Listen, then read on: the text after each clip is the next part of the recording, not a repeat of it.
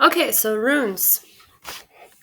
They're pretty cool. A lot of people say that they are the language of magic. One of the most ancient used written languages, um, and they are a lot more connected than a lot of people would tend to think. Okay, so rune roots. The foundation of runes is going to be based on the concept of common sense.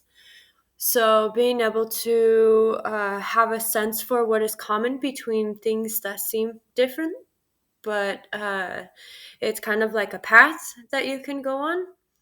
Kind of like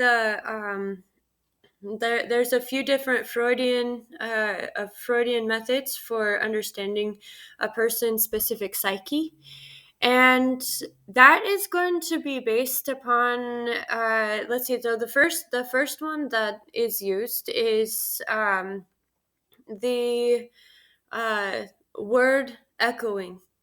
So you hear a word and then you instantly think of another word. So that is kind of like this conceptual path of a sense for what is common.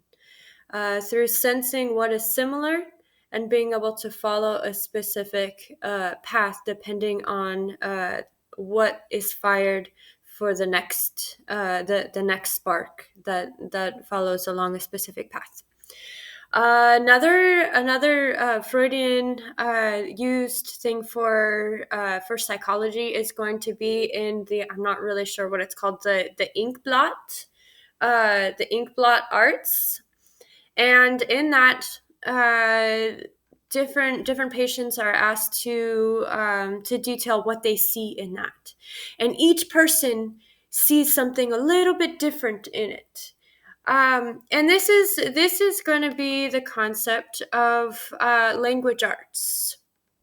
Okay, so in a specific word, different things can be gleaned.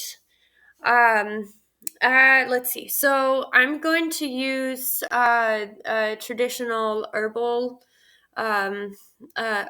medicine as an example for this. And okay, so this is mezcla. Mezcla is it's a leafy green. It's kind of similar to arugula. It's a little bit spicy. It's really really tasty, and it has seeds that look like this. They kind of look like mustard seeds. And okay, so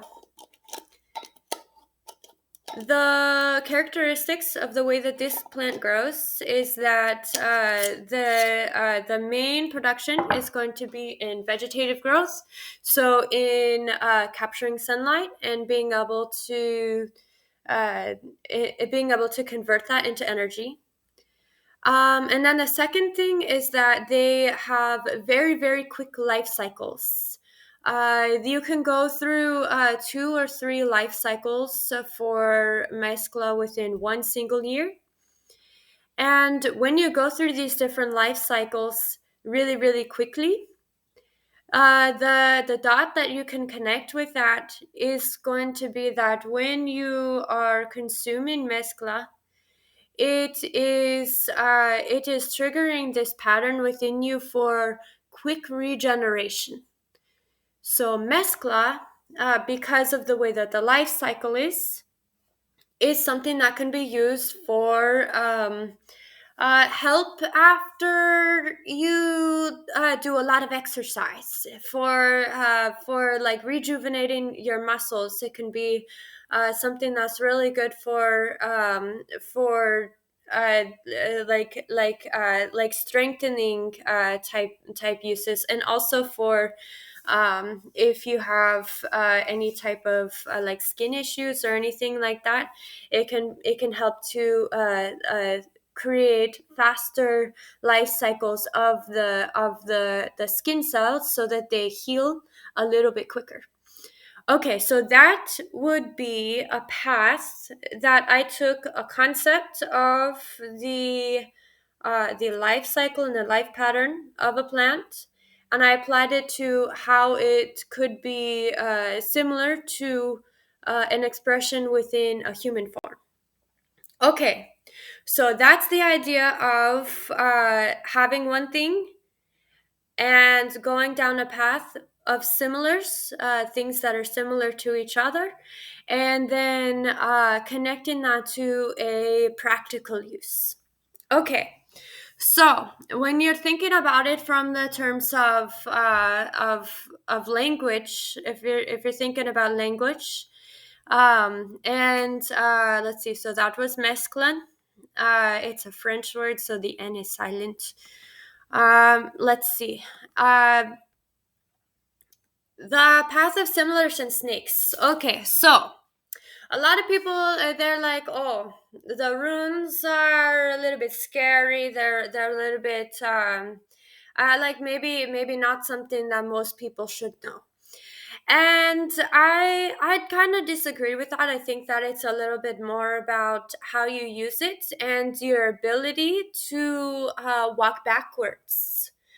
Okay, so if you're going down a path of concepts through similars, things that are similar to each other, and you go down a path and it leads you to, say, something that can help you with a revenge, or something that can help you for selfish gain, or it leads you to something that sounds scary or evil. Okay, so what that is you're walking down a path and you've got a snake that pops out. So that's like a temptation to use something that is like maybe not so good. And the thing with snakes on a path for language is that if you use it, it's like the snake is biting you. So when the snake bites you, it fills you with this toxin, and ultimately, it's not so good for anyone involved. Even if it's something that seems like it's good for you, it also feeds on you also, and it ends up being kind of like a parasite. So you don't want to use it for that kind of stuff. You can use it for stuff that's actually good. Okay, so if you do come across a snake upon a path, like say for example you try to translate a word and it comes out as something that's like scary or evil, so what you do is you just retrace your steps backwards, like okay, for example, Isa, it sometimes can be translated as ice. So it could be like frozen, coldness, and like this seems something that you would maybe not want to put on another person. But if you go backwards, and you go back to ice, okay, so what is ice? Ice is a solid state of matter. It's water in its solid form, so it's solid. So Isa could be like, I'm going to freeze you, or Isa could be like stability, stabilize. And it's all about like how you think about it. Like if you go forward and you don't like the path, just go back and then try and go a different direction. Okay. Okay. So, let's see the runic path. Okay, so it's important to kind of think about a little bit of history, and let's see. So the runes are typically seen on different carvings in like the Scandinavian areas and different things like that. Let's see that with Nordic tradition speaks about the beginning, starting with the collision of ice and fire. Okay, so if we look at the runes that are for ice and fire. Okay, so forgive me for the Y's and the G's. I wrote this like I was writing in a mirror. But you can kind of see that the Y's and G's go the opposite direction, but you see what it means. Okay, so ice.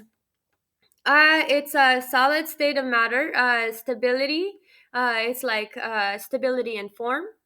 And then fire is like the catalyst, the energy, the movement. And if you connect it to an Eastern way of thinking, it's gonna be ki, which is also known as the stable expression of energy, or somebody's soul. Let's see. Uh, the way that the Norse and like more northern Scandinavian areas thought about it was a little bit more shape oriented. Okay, so this shape is or both of these shapes from both of these shapes, most of the other shapes of the runes are formed. Okay, so collision of fire and ice, so combination of those two different concepts are going to form all of the other letters of the runic alphabet.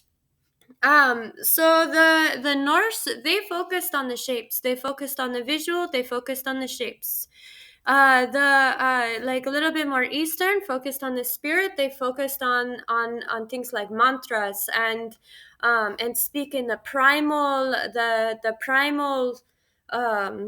sounds like ki, with, da, stuff like that. So a focus on a little bit more of the sounds, and then the Norse, they focus a little bit more on the shapes, and then the last one is going to be the last one is a focus on the word.